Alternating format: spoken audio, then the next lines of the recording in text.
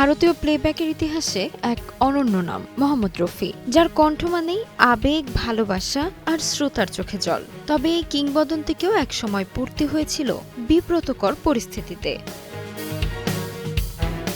১৯৭৭ সালের ছবি দোসরা আদমি। পরিচালনায় ছিলেন বলিউডের নামকরা নির্মাতা যশ চোপড়া। ছবির একটি গানে কণ্ঠ দেন তিন তারকা কিশোর কুমার, লতা মঙ্গেশকর এবং মোহাম্মদ রফি। রেকর্ডিং শেষে স্টুডিওতে উপস্থিত ছিলেন সবাই। ঠিক তখনই ঘটে অপ্রত্যাশিত এক ঘটনা। পরিচালক যশ চোপড়া ফুলের তোড়া তুলে দেন লতা মঙ্গেশকর ও কিশোর কুমারের হাতে, কিন্তু এড়িয়ে যান মাঝখানে থাকা রফি সাহেবকে। মুহূর্তে স্তব্ধ হয়ে যায় পুরো পরিবেশ। অবশ্য এমন পরিস্থিতি দেখে চুপ থাকতে পারেননি কিশোর কুমার। তিনি সরাসরি প্রশ্ন ছুড়ে দেন, মাঝখানে দাঁড়িয়ে থাকা রফি সাহেবকে বাদ দিয়ে আমাকে কেন? পরিস্থিতি সামাল দিতে তড়ি ঘড়ি করে তৃতীয় তোড়া আনতে যান যশ চোপড়া,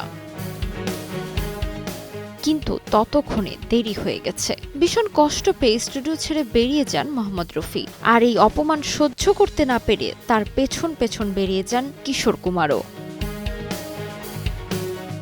এমন আচরণ আজও ভক্তদের মনে প্রশ্ন তোলে, এটা কি শুধুই ভুল, নাকি ইন্ডাস্ট্রির বদলে যাওয়া সময়ের নির্মম প্রতিচ্ছবি?